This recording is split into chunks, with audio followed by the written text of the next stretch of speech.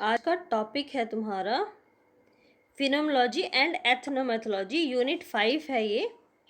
तो इसका आज फिनोमेनोलॉजी देखेंगे बाय अल्फ्रेड शूर्ज।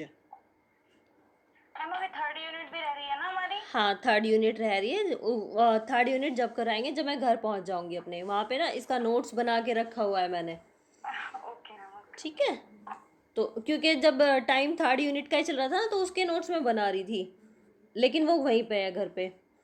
अभी अल्फ्रेड शूर्ज का phenomenology of the social world ये करेंगे।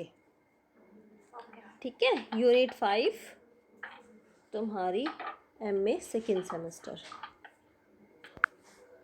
अब हम चलते हैं डायरेक्ट पेपर पे तुम्हारा।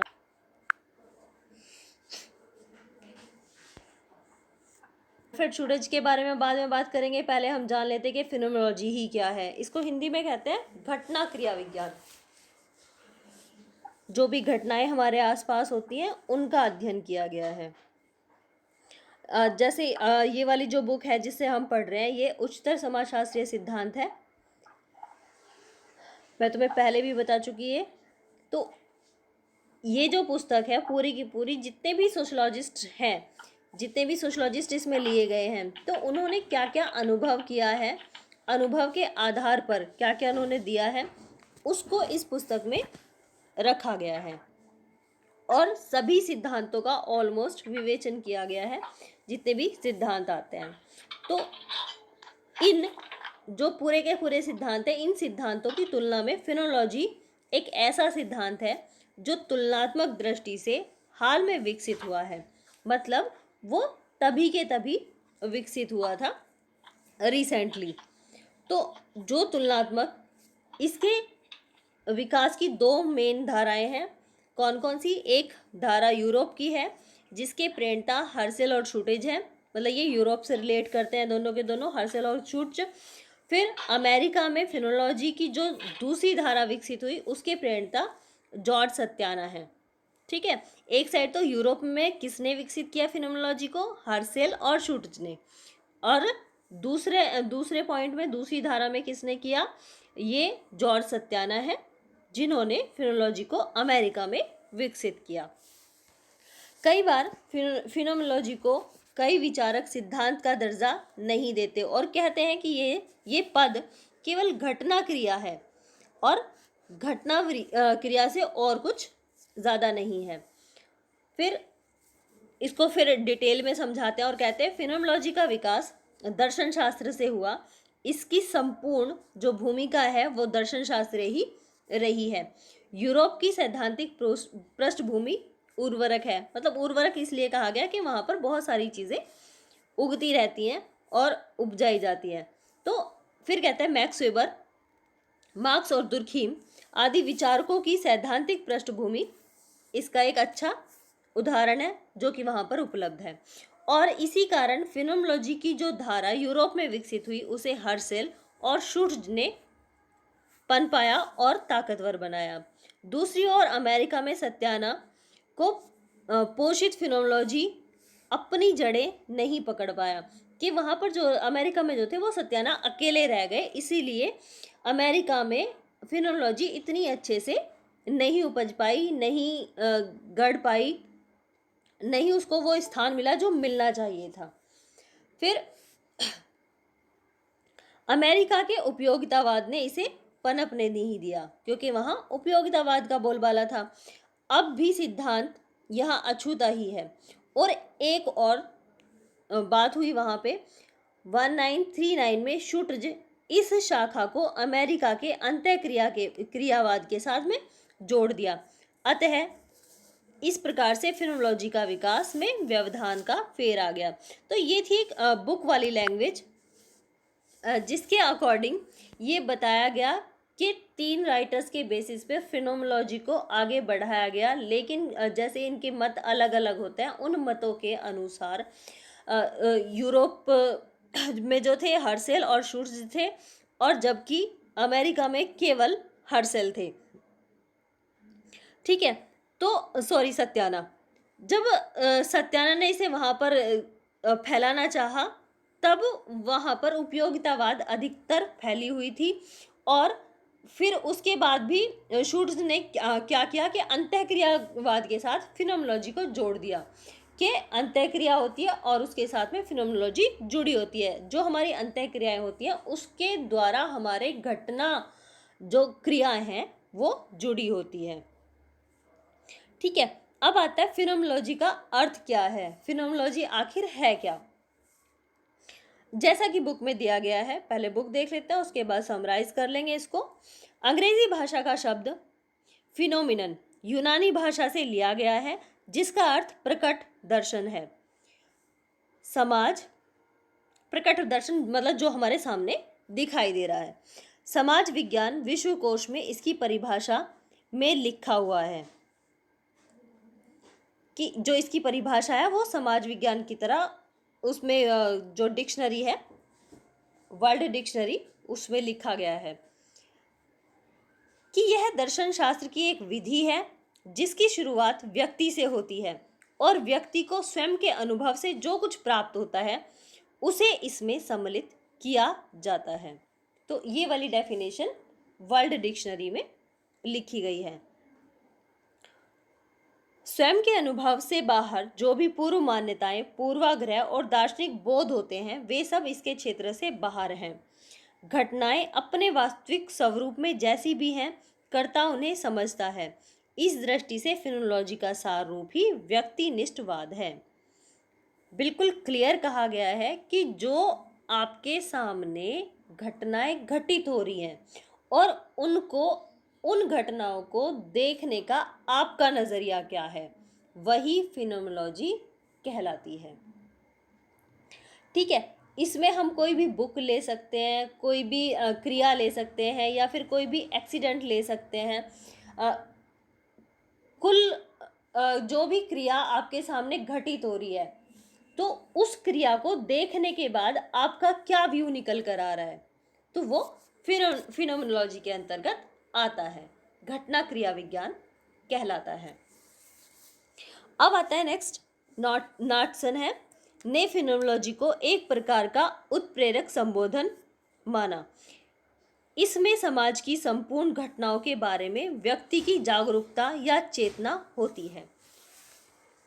बात घूम फिर के आए या फिर अलग अलग राइटर्स के अकॉर्डिंग आए, लेकिन निष्कर्ष वही निकलेगा कि जो भी व्यक्ति का निष्कर्ष निकलता है अपने व्यूज के अकॉर्डिंग, वही फिनोमेनोलॉजी कहलाता है। फिर आता है दार्शनिकों ने फिनोमेनोलॉजी की व्याख्या कई संदर्शों से की है। मुख्य बात यह है कि फिनोमेनोलॉजी के विचारक एक बुनियादी समस्या से जुड़े हुए हैं। कौन सी? उनका एकमात्र उद्देश्य समाज या दुनिया की वास्तविकता को जानना है कि आखिर रियलिटी क्या है, आखिर वास्तविकता क्या है, दुनिया में कौन सी वस्तुएं अस्तित्व रखती हैं या फिर कौन सी नहीं, और यदि दुनिया में कुछ वास्तविकता है जिसका अस्तित्व है उसे जानने की पद्धति क्या है, कि अगर कुछ दुनिया में है तो वो चीज़ें क्या हैं और उन्हें जानने का तरीका क्या है। क्या दर्शन शास्त्र या कोई समाज विज्ञान दुनिया की वास्तविकता को समझ भी सकता है? इस तरह के बहुत सारे प्रश्न इनके राइटर्स के सामने आए और इन्होंने इन्हें खोजने की कोशिश की। इन प्रश्नों के उत्तर में फिनोमेनोलॉजी का कहना है कि समाज की वास्तविकता को जानने का तरीका केवल एक है और वह है व्यक्ति का अनुभव। आपके सामने कोई एक्सीडेंट होता है, आपके सामने कोई शादी होती है, जैसे लॉकडाउन के अकॉर्डिंग शादियों का मतलब ही चेंज हो गया है और बहुत सारे तरीके हमारे रहन सहन के बदल चुके हैं, तो इन सारे अनुभवों को के आधार पर ही फिनोमेनोलॉजी को रखा गया है। व्यक्ति का अनुभव, दुनिया में जो कुछ वास्तविक है उसे व्यक्ति अपनी इंद्रियों और मानसिक प्रतिक्रियाओं के द्वारा अनुभव करता है। दूसरे लोगों का अस्तित्व, उनके मूल्य और मानक और भौतिक वस्तुओं के अस्तित्व को लोगों की चेतना और जागृति द्वारा ही जाना जा सकता है। कि कोई व्यक्ति कितना जागरूक है, उसके अंदर कितनी चेतना है, उसके अकॉर्डिंग ही चीज़ों को समझा जा सकता है। अभी जब कोरोना टाइम चल रहा है, बहुत तरह की बीमारियां आ रही है, जैसे ब्लैक फंगस भी आ रही है और जैसे ये बताया गया था कि 5G नेटवर्क होने की वजह से इस तरह से लोग मर रहे थे। लेकिन जो जिसकी जितनी शिक्षा होगी, जितनी जिसकी मेंटल एबिलिटी होगी, वो अपनी एबिलिटी के अकॉर्डिंग उन चीज़ों के निष्कर्ष तक पहुंचने की कोशिश करेगा। तो कोई किसी अफवाह के चक्कर में आ जाते हैं, कोई किसी के चक्कर में आ जाते हैं, लेकिन सही बात तक वही पहुंच पाएंगे जिसकी जितनी योग्यता होगी और जिसकी जितनी समझने की शक्ति होगी। तो इसी चीज़ को फिनोमेनोलॉजी से जोड़ा गया है। ठीक है, उन व्यक्तियों के मानक मूल्य या उन व्यक्तियों की भौतिक या अभौतिक वस्तुओं को समझने की जागृति चेतना कितनी है, उसके अकॉर्डिंग कोई भी मनुष्य प्रत्यक्ष या सीधा समाज के यथार्थ को नहीं जान सकता। इस यथार्थ को समझने में मनुष्य की चेतना और उसके मस्तिष्क की क्रियाशीलता महत्वपूर्ण है। हमारा जो कुछ ज्ञान समाज के बारे में है, वह सब चेतना या मस्तिष्क के संपर्क के माध्यम से है। ठीक है, हमारा जितना भी ज्ञान है वो सब इन चीज़ों के चारों तरफ घूमता है। जितनी भी घटनाएं हो रही हैं उन घटनाओं के चारों तरफ घूमता है। फिनोमेनोलॉजी हमसे एक आग्रह करता है कि हम उन सब बातों को स्वीकार न करें जिन्हें हमने विवाद से पढ़े और हर तरह से स्वीकार कर लिया है। होना यह चाहिए कि हम दुनिया की वस्तुओं को किस तरह से देख रहे हैं देखना बंद करें। हमें एक अजनबी या अनजान की तरह हमारे इर्द गिर्द की वस्तुओं को देखना चाहिए और उन्हें हर तरह के प्रश्नों के घेरे में लाना चाहिए। क्या कह रहे हैं सीधे सीधे कि कोई भी आपसे कुछ भी कहता है उसे एवं ही नहीं मान लेना चाहिए, बल्कि उसमें आपको तर्क वितर्क करना चाहिए, उन बातों को तोलना चाहिए। उदाहरण के तौर पर समझाते हैं कि कोई आदमी आपके पास आता है और यदि आप हमारी इस पुस्तक को पढ़ रहे हैं तो पूछेगा कि यह पुस्तक क्या है, यह पुस्तक क्या है। आपको यह प्रश्न बेतुका लगेगा। प्रश्न पूछने वाले को जानना चाहिए कि लोग पुस्तकें ज्ञान प्राप्त करने के लिए पढ़ते हैं, जानकारी लेने के लिए पढ़ते हैं। लेकिन यदि आपको प्रश्न पूछने वाला व्यक्ति इस दुनिया के लिए अजनबी है और अंतरिक्ष से उतरकर सीधा आपके पास आया है, तो वास्तव में आपकी उसके प्रति पूरी सहानुभूति होगी। यह इसलिए कि इस दुनिया में पुस्तक के बारे में लोगों के क्या विचार हैं, आखिर पुस्तक क्या है, इसका उसे कोई ज्ञान नहीं है। इसी कारण वह ऐसे प्रश्न आपके सामने रखता है। फिनोमेनोलॉजी का सिद्धांत वेता अंतरिक्ष से आए हुए इस अजनबी की तरह होना चाहिए।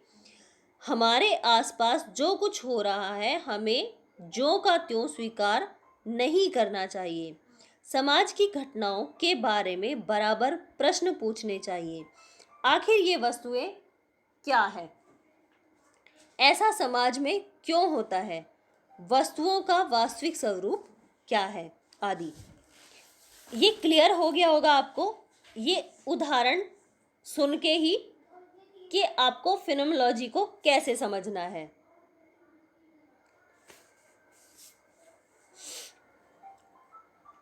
कि आप एक अनजान व्यक्ति हैं और अनजान व्यक्ति की तरह आपको हर चीज में क्वेश्चन करना है, हर चीज को समझना है। यहाँ पर जैसे आप लोग ये समझो कि जैसे अंजू ने कहा कि कोई किताब पढ़ रहा है, तो फिनोमेनोलॉजी का जो टर्म है इसको हिंदी में कहते हैं प्रघटना शास्त्र। इसका मानना ये कि किताब पढ़ने के कारण, सब जानते हैं किताब पढ़ने के लिए होती है, लेकिन किताब पढ़ने के कारण अलग अलग हो सकते हैं। कोई किताब टाइम पास करने के लिए पढ़ रहा होगा, किसी को किताब पढ़ने का शौक होगा, कोई हो सकता है एग्जाम की तैयारी कर रहा हो, तो इस तरीके से किसी को किसी कंटेंट में इंटरेस्ट हो कि वो जानना चाह रहा हो, कुछ सर्च कर रहा हो, ढूंढ रहा हो, तो जब तक आप सामने वाले से पूछेंगे नहीं कि वो किताब क्यों पढ़ रहा है, तब तक आपको वास्तविकता का पता नहीं चलेगा। ऐसा प्रघटना शास्त्रवादी मानते हैं। तो उनका मानना है कि जब भी केवल दूर से देखकर अपना अनुमान लगाकर हम समाज की वास्तविकता को ना जानें। हम जाएं और लोगों से पूछें कि वो ऐसा क्यों कर रहे हैं। जैसे चाय पी रहे हैं, चाय का आप एग्जाम्पल दे सकते हैं कि कोई व्यक्ति चाय पी रहा है तो आप सिंपली सोचोगे कि ठीक है चाय पी रहा है, कोई बात नहीं, चाय पी रहा है। लेकिन अगर आप जाकर उससे पूछोगे तो हो सकता है उसलिए चाय पी रहा हो कि कोई घर में आया हो तो उसका साथ देने के लिए चाय पी रहा हो सकता है वो इसलिए चाय पी रहा हो कि चाय की में कुछ काढ़ा वाड़ा मिला के उसकी तबीयत ठीक ना हो इसलिए चाय पी रहा हो। कोई इसलिए चाय पी रहा हो, उसे बहुत शौक होगा कि दिन में कई चाय पी जाता हो तो बार बार चाय पी रहा हो। तो सबके अलग अलग संदर्भ चाय पीने के हो सकते हैं। तो फिनोमिनोलॉजी जो प्रघटना शास्त्र है उसका मुख्य मुद्दा यही है कि किसी भी सामाजिक वास्तविकता को आप अनुमान से निर्धारित नहीं कर सकते हैं। हर एक की सामाजिक वास्तविकता अलग अलग हो सकती है, उसको हम उनसे जानकर ही पूछेंगे। इसीलिए फिनोमिनोलॉजी क्या है, एक सूक्ष्म सिद्धांत है। सूक्ष्म सिद्धांत का मतलब है कि आप बहुत बड़े समूह पर उसको लागू नहीं कर सकते।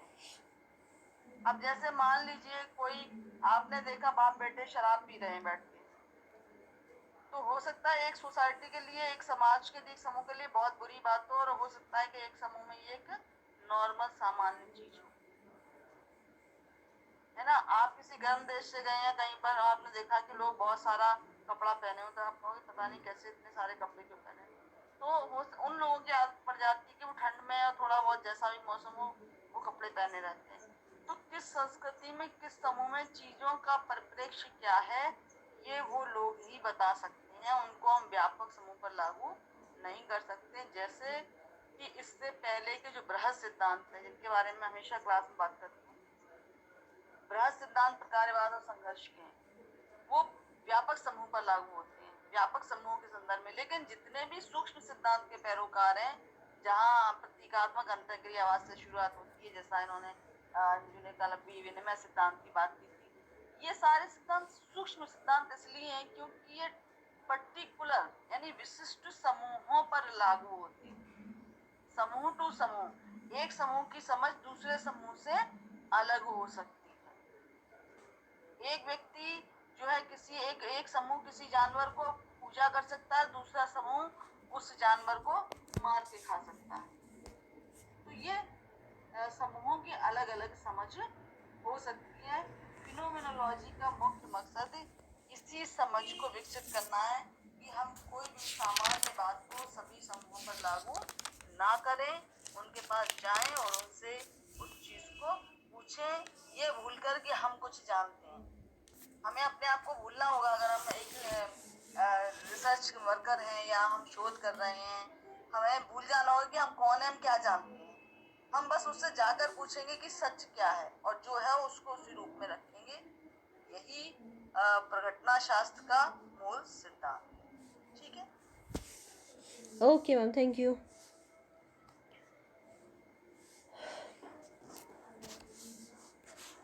इसको आगे बढ़ाते हैं। जैसा कि सोशोलॉजी में बहुत सारे उदाहरणों के तौर पर हम चीज़ों को समझते हैं, और सोशोलॉजी नाम ही उदाहरण का है कि हम जब तक उदाहरण नहीं देंगे हमारी चीज़ें तब तक क्लियर नहीं होगी। उसी तरह से बहुत सारे उदाहरण आपको दिए मैम ने, ताकि वो उदाहरण आप याद रख सको कि कहीं ना कहीं उन उदाहरणों के बेसिस पर आप फिनोमिनोलॉजी को कनेक्ट करो और उस चीज़ को याद रखो। ठीक है, अब और बहुत सारी चीज़ आती है, जैसे अब ये बुक वाला उदाहरण आ गया, उसके बाद चाय का भी आ गया, उसके बाद आपको सोसाइटी को किस तरह से समझना है वो सारी बातें भी आ गई। तो ये अपना नज़रिया होता है, प्लस एक तो अपना नज़रिया हुआ, दूसरा कि किस तरह की बुक हमारे पास है, कि हम किस तरह की चीज़ें पढ़ना पसंद करते हैं, या फिर हमें किस तरह की चीज़ें हमारे सामने हैं, हमें उन्हें जानना होगा। कि आपके सामने कोई बंदा बैठा हुआ पढ़ रहा है तो वो क्या पढ़ रहा है, वो एक सोशोलॉजी की बुक पढ़ रहा है, इकोनॉमिक्स की पढ़ रहा है, या MCQs पढ़ रहा है, या फिर स्टोरी बुक पढ़ रहा है। तो हमें उससे पूछना होगा ये किस तरह की बुक है। कि मैंने कहा कि अच्छी है तो ये मान लेना आपका कि ये अच्छी है, नहीं, पहले हम पढ़कर देखेंगे तब हमें अच्छी लगेगी तब हम अपना रिव्यू देंगे, तब हम उसके बारे में बताएंगे कि ये किस तरह से अच्छी है। तो अब फिर आगे चलते हैं। समाज कुछ इस तरह चलता है कि हम हमारे दिन प्रतिदिन में काम में आने वाली वस्तुएं, खान पान, मकान, कपड़ा, तीज त्योहार समाज द्वारा बनाई गई धरोहर के रूप में हमारे जीवन में है। जो कुछ हम करते हैं, मानते हैं, वह सीखी हुई संस्कृति होती है, क्योंकि यह पीढ़ी दर पीढ़ी हमारे पास आई है। हम कमीज पहनते हैं, हम जूते पहनते हैं और इसी तरह से शाकाहारी भोजन करते हैं, राखी, दिवाली मनाते हैं। संस्कृति के ये सब तत्व हमारी विरासत है। ठीक है, जितने भी तीज त्योहार हमें दिए गए हैं वो हमारी संस्कृति की विरासत है, और जैसे हमें हमारे बड़े बता देते हैं उसी के अकॉर्डिंग हम उन कामों को करते हुए चले जाते हैं। जैसे बहुत सारे उदाहरण मुझे घर में भी देखने को मिलते हैं, जैसे औरतों को लास्ट वाली रोटी औरतों को ही खानी चाहिए। क्या ये लॉजिक सही है? अगर हम पहले मानते कि ये रोटी खानी चाहिए जब हमें कोई पढ़ने लिखने की सेंस नहीं थी, लेकिन चूंकि अब हम इतनी हमारी एजुकेशन हो चुकी है कि हम किसी भी चीज़ को एवं ही ना मान लें, बल्कि अपने नज़रिए के अकॉर्डिंग उन चीज़ों को देखें कि औरतों को पिछली रोटी क्यों खानी चाहिए। अगर हम ये अपनी माँओं से पूछें या दादी माँओं से पूछें तो वो हमें रीज़न नहीं बता पाएंगे, जबकि एक इसका सिंपल सा लॉजिकली रीज़न ये है कि पहले क्या था, पहले हमारे पास अनाज नहीं था खाने को। अगर कोई गेस्ट आता था तो ही उसको अनाज की रोटियां दी जाती थी, मक्के की रोटी, बाजरे की रोटी, इस तरह की, और केवल साग बनते थे। तो इस तरह की दिनचर्या चलती थी, बहुत ज़्यादा गरीबी थी। और आज हम 10-10 मतलब किसी भी तरह का हम खाना अब खा लेते हैं, लेकिन उस टाइम पे इस तरह के बाउंडेशंस थे। तो जब कई कई बच्चे घर में होते थे कि 10-10, 12-12 बच्चे हैं और माँओं को उनका पेट भरना भारी हो जाता था, मुश्किल होता था, तो माएँ क्या करती थी कि नहीं बेटा मैं बाद में खा लूँगी, या फिर पहले आप लोगों को खाना चाहिए उसके बाद मैं खा लूँगी। तो माँ के लिए बचता था तो वो खा लेती थी, अगर नहीं बचता था तो वो कई बार ये भी कहती कि मैंने खा लिया। तो इसलिए वो कॉन्सेप्ट चला कि माएँ जो है वो घर की जो औरतें होती हैं वो बाद में खाना खाती हैं, या फिर जो पति होता है उसकी जूठन खाती है। जूठन किस लिए खाई जाती थी? क्योंकि जो थाली में जो बचा हुआ खाना है वो वेस्ट ना जाए, इसलिए घर की महिलाएं उससे अपना पेट भर लेती थी। लेकिन उस थ्योरी को आज भी इम्प्लीमेंट करना बहुत ही गलत होगा, मेरा मानना तो ये है। अब अपने अपने व्यूज़ बता सकते हैं, ठीक है। तो इस तरह से हमारी फिनोमेनोलॉजी भी चलती है कि हम एक चीज़ को ऐसे ही नहीं मान ले, बल्कि उसके पीछे का क्या लॉजिक है उसको भी जानने की कोशिश करें, ठीक है। तो ये जो संस्कृति हमारे सामने आई वो हमें इस पुस्तक के जरिए बताया गया है। अब चलती है फिनोमेनोलॉजी आगे। फिनोमेनोलॉजी का आग्रह है कि ये केवल मैं अपनी ही थॉट नहीं बता रही, चूँकि बुक में ऐसा लिखा गया है, बुक की चीज़ों को आपको सिंपली वे में समझाने की कोशिश कर रही हूँ ताकि आपको चीज़ें याद करने की ज़रूरत ना पड़े, अपने आप ही आपकी समझ विकसित हो कि जो कुछ हमारी सामाजिक, राजनीतिक, आर्थिक व सांस्कृतिक विरासत है, जैसे जो का त्यों स्वीकृत नहीं करना चाहिए। फिनोमेनोलॉजी तो इस संपूर्ण विरासत, इससे जुड़ी हुई मान्यताओं को आलोचनात्मक दृष्टि से लेता है। पता है आज भी अगर किसी को ये कहे ना कि हाँ भाई दहेज देना क्यों ज़रूरी है, तो हमारी माएँ, हमारी जो बड़ी हैं वो हमसे लड़ जाती हैं कि नहीं, मतलब बेटियों को इतना देना चाहिए, बेटियों को ये त्योहार पे तो घर से ही जाना चाहिए। अरे अगर उनसे कोई पूछे क्यों, कि नहीं ऐसा तो चलता है, भाई अगर उनसे कोई ये पूछ ले कि नियम किसने बनाए हैं, तो कि ये तो चलते आ रहे हैं, तो हर नियम जो बनता है वो टूटने के लिए ही बनता है, जो रूढ़ी बनती है वो टूटने के लिए बनती है। अगर ऐसा नहीं होता तो विधवा विवाह बंद ना होता। सती प्रथाएं बंद ना होती।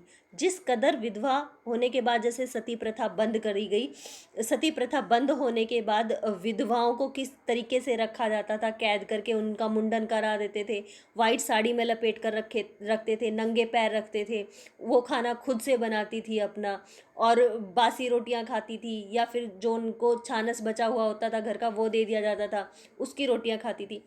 अगर रूढ़ियाँ टूटने के लिए नहीं बनती तो वो सारे चेंजेस आज इस लाइफ में नहीं आते। ठीक है, तो इन्हें स्वीकारने की चुनौती देता है। तो फिनोमेनोलॉजी हमें कहता है कि हमें इन रूढ़ियों को नहीं मानना है, बल्कि जो अच्छी है इनमें उनको हमें आगे लेकर चलना है। अदरवाइज जो अच्छी नहीं है, जो हमारी सोसाइटी में फिट नहीं बैठती, उनको हमें अवॉइड करना है, या फिर उन्हें तोलना है और फिर आगे बढ़ना है कि उन्हें आपके दिमाग की कसौटी पे खरा उतरना पड़ेगा, तभी वो रूढ़ी या वो संस्कृति या फिर वो विचार या फिर वो आचार जो भी हमारी सोसाइटी को आगे ले जाने के लिए अच्छा है, तो उसे आगे बढ़ना चाहिए। जहाँ प्रकार्यवादी समाज के मानक और मूल्यों को स्वीकार करना आवश्यक समझते हैं, उनके अस्तित्व के प्रति प्रश्न चिन्ह नहीं खड़ा करते कि जो चीज़ें अच्छी हैं हम उन्हें स्वीकार करेंगे, उसके लिए हम कोई भी प्रश्न चिन्ह खड़ा नहीं करेंगे। वहाँ फिनोमेनोलॉजी का संदर्श इन सब मान्यताओं को चुनौती देता है। फिर से एक उदाहरण आया है। उदाहरण के लिए हम हमारे समाज में स्त्रियों की दशा, जो कि मैं अभी बता चुकी, शायद वही उदाहरण आएगा आगे। हम ऐसा समझते हैं कि पिछली शताब्दियों में हमने बराबर स्त्रियों को गैर बराबरी का दर्जा दिया। चूल्हे से लेकर घर के बाहर तक हमने स्त्री की स्थिति को त्रासदीपूर्ण बना दिया। स्त्रियों के प्रति हमारे विचार अतीत ने बनाए। ठीक है, जितने भी नियम थे हमारे अतीत ने ही तो बनाए। हमें ऐसा ही समझाया गया, हमें कुछ ऐसा ही सिखाया गया। फिर फिनोमेनोलॉजी का सिद्धांतवेता स्त्रियों के प्रति इस तरह के पूर्वाग्रह ग्रसित धारणा को नहीं रखता। वह जो पूछता है, अब क्वेश्चन आते हैं अकॉर्डिंग टू फिनोमेनोलॉजी। फिनोमेनोलॉजी क्या क्या क्वेश्चन करता है। पहले स्त्रियों की दशा बताई गई, उसके बाद फिनोमेनोलॉजी के अकॉर्डिंग स्त्रियों के पक्ष में प्रश्न पूछे गए कि क्या स्त्रियों के लिए यह प्राकृतिक है कि बच्चों के प्रजनन के बाद वे उनका पालन पोषण भी करें। क्या ऐसा नहीं हो सकता कि स्त्री जन्म दे दे और उसका पालन पोषण पिता कर ले। तो यह तो समझ में आता है कि आदमी प्रजनन नहीं कर सकता, लेकिन यह कहाँ तक सही है कि प्रजनन के बाद भी बच्चे के पालन पोषण का उत्तरदायित्व भी उसी का है। बच्चों को जन्म देना तो प्राकृतिक या जैविक है, लेकिन उनका प्रजनन सामाजिक है। फिर भी इस प्रश्न का उत्तर क्या है। कई बार कह देते ना कि बच्चा उछल कूद करेगा या कुछ भी करेगा कि क्या खा के पैदा किया है, या फिर मतलब इसे कैसे संस्कार दिए हैं, तेरी माँ ने तुझे यही सिखाया है। कोई ये नहीं कहता कि तेरे बाप ने तुझे यही सिखाया है, तेरे पिता ने यही संस्कार दिए हैं। सब यही कहते हैं एकदम से, क्या तेरी माँ ने यही सिखाया है। तो इस तरह की ये लोकल लैंग्वेज आती है कि बच्चे का पता चलता है कि उसकी माँ के संस्कार कैसे हैं। तो इस तरह से सोसाइटी जोड़ती है कि अगर कोई भी बुरी चीज़ होगी तो उसे इस तरह से क्रिटिसाइज किया जाता है। फिनोमेनोलॉजी पूछता है आगे, और ऐसे ही कई प्रश्न फिनोमेनोलॉजी के सिद्धांतवेता पूछ सकते हैं। कहते हैं आज नारी आंदोलन जिन मुद्दों पर उठाया जा रहा है, वस्तुतः वे मुद्दे फिनोमेनोलॉजी के हैं। सच्चाई यह है कि फिनोमेनोलॉजी उन प्रश्नों को पूछता है जिन्हें सामाजिक व्यवस्था ने पूरी तरह से स्वीकार कर लिया है, जो हमारी सांस्कृतिक सामाजिक विरासत के अंग बन गए हैं, जो हमारी दिन प्रतिदिन की गतिविधियों को संचालित व नियंत्रित करते हैं। ठीक है, फिनोमेनोलॉजी हमें बहुत सारी चीज़ें सिखाता है और बहुत सारी चीज़ों के बारे में बताता है। ये सारे प्रश्न जो भी उठे हम अपनी लैंग्वेज में भी इन्हें कर चुके हैं क्लियर। फिर आता है फिनोमेनोलॉजी की खोज वस्तुओं के अस्तित्व को ढूंढने की है। इसका प्रश्न यह है कि आखिर समाज में वास्तविक और सच्चाई क्या है। यदि हम हमारे इसमें ना एक बात और मेरे मन में आ रही है, मैं उसे बोलने से नहीं रोक पा रही, क्योंकि जिस तरह से ये पुस्तक लिखी गई वो बहुत पुराना समय था, लगभग 100 साल पहले की बात है। तो अब जितने भी चेंजेस आ चुके हैं सोसाइटी में, जैसे जैसे हमारी सोसाइटी चेंज हो रही है, परिवर्तित हो रही है, लड़कियों का क्या जो अर्बन एरियाज़ हैं, जो सिटीज़ हैं, उनमें लड़कियों का इतना ज़्यादा खुलापन देखने को मिल रहा है कि उन्होंने अपना लाइफ स्टाइल सिगरेट और शराब को बना लिया है। जहाँ पर हमें संस्कारों से जोड़ने की बात होती थी, ठीक है, हम कुछ चीज़ों को डिनाई करते हैं, लेकिन बहुत सारी चीज़ें हमें जो हमारे पीछे से मिली है, हमारे संस्कार के तौर पर मिली है, हमारे मूल्यों के तौर पर मिली है, जो हमारे प्रतिमान हमें सिखाते हैं, हम उन चीज़ों को बहुत ज़्यादा तरीके से भूल चुके हैं। और जैसे ये फ़ोन सिस्टम आया है, ये फ़ोन सिस्टम भी बहुत तरीके से इसमें ज़िम्मेवार है इन चीज़ों का। आज की डेट में तो खैर डेटा भी इतना ज़्यादा फ्री मिलता है कि पूरा का पूरा यूथ, अगर आप भारत का देखो तो उन्हें यही लगता है कि ये डाटा कैसे ख़त्म करना है। आज कोई मूवी देखते हैं, आज कुछ और वीडियोस देखते हैं, तो फ़ोन में इस कदर घुसे हुए हैं, चाहे कोई मिलिट्री का बंदा हो, चाहे कोई पुलिस में हो। अगर पुलिस 4 पुलिस वालों को भी आप खड़े हुए देखोगे तो चारों फ़ोन में घुसे होते हैं। अगर नुक्कड़ पे 4 बंदे खड़े हैं तो वो भी अपने अपने फ़ोन में काम करते हुए मिलते हैं। तो जो सामाजिकता है, जो सांस्कृतिक मूल्य हमारे थे, जो धरोहरें थी हमारी, जो अपनापन था, वो कहीं ना कहीं हम खोते जा रहे हैं। तो इन चीज़ों पर भी अब हमें गौर करने की ज़रूरत है।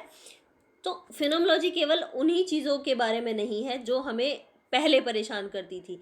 फिनोमोलॉजी उन चीज़ों के बारे में भी है जो सच आज हमारे सामने आ रहा है। फिर आगे बढ़ते हैं। आखिर समाज में वास्तविक और सच्चाई क्या है? वास्तविकता क्या है, सच्चाई क्या है? यदि हमारे देश में दलितों की सामाजिक आर्थिक दशा को देखें तो हमारा दिल दहल जाएगा। जैसे ये दलितों के बारे में बात हुई थी, आज केवल दलितों की दशा ऐसी नहीं है, बल्कि हर कास्ट के व्यक्ति इन चीज़ों से परेशान है। हर इंसान ऊपर है और हर इंसान नीचे है। तो आज केवल गरीब और अमीर की बात कर सकते हैं, दलित या किसी एक वर्ग की नहीं। इन वर्गों में कुछ लोग ऐसे हैं जो दिन में 1 जून खाना खाकर जीवित हैं। सदियों सदियों में से हमें इन वर्गों को समाज के हाशिए पर त्रासदी झेलने के लिए छोड़ दिया गया। पहले ज़रूर था ऐसा। स्वतंत्रता प्राप्ति के बाद हमने पहली बार संवैधानिक रूप से दलितों की समस्याओं के निदान के लिए सृजनात्मक विकास कार्यक्रम तैयार किए। लेकिन दलितों की वास्तविक स्थिति के बारे में जो प्रश्न पूछे गए, आखिर दलितों को उन हाशियों पर क्यों रखा गया?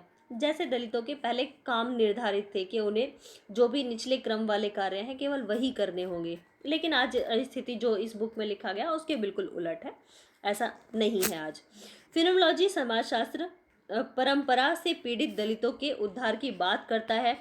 ऐसी आशा की जाती है कि यदि फिनोमोलॉजिकल समाजशास्त्र को विकास की सही दिशा दी जाए तो शायद समाज की वास्तविकता को समझने में हमारे संघर्ष की धार अधिक तेज हो जाएगी। अच्छा, अब तक जो था हमने देखा फिनोमोलॉजी क्या है, ठीक है। तो आज का टॉपिक हम यहीं पर ख़त्म कर लेते हैं इसको, आज की क्लास को, क्योंकि काफ़ी लंबी हो जाएगी, लगभग 1 घंटा तो हो ही चुका है, ठीक है। तो ये केवल फिनोमोलॉजी था। फिनोमोलॉजी तो तुम्हें क्लियर हो गया होगा कि फिनोमोलॉजी आखिर है क्या। फिनोमोलॉजी एक ऐसा व्यू है जिसके अकॉर्डिंग आप चीज़ों को समझते हैं और सीखते हैं, ठीक है।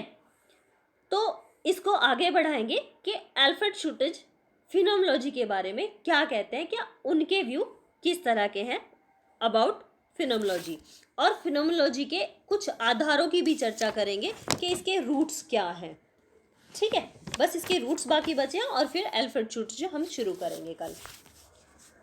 ओके, ठीक है, तो इस क्लास को यहीं पे ख़त्म करते हैं। ओके, आई होप, हम आशा करते हैं कि आप सभी सही होंगे। बस दूरी का ध्यान रखो, अपना सैनिटाइज करते रहो अपने आप को, घर में रहो, बाकी तो पढ़ते रहो। वीडियो जैसे ही अपलोड होगी तो इसकी क्वालिटी ख़राब हो जाएगी, उसको सही कर लेना अगर देखना है तो। हालांकि इसमें नोट्स बनाने जैसा कुछ नहीं है, अभी इसमें सिर्फ समझने वाली बात है, नोट्स बनाने की कोई ज़रूरत नहीं है इसमें, क्योंकि फिनोमोलॉजी क्या है, केवल ये एक विचार था जिसको हमने यहाँ समझा, बातचीत की इसके बारे में। आगे बात करेंगे एल्फ्रेड शूटज की फिनोमोलॉजी के बारे में। ओके चलो, बाय बाय।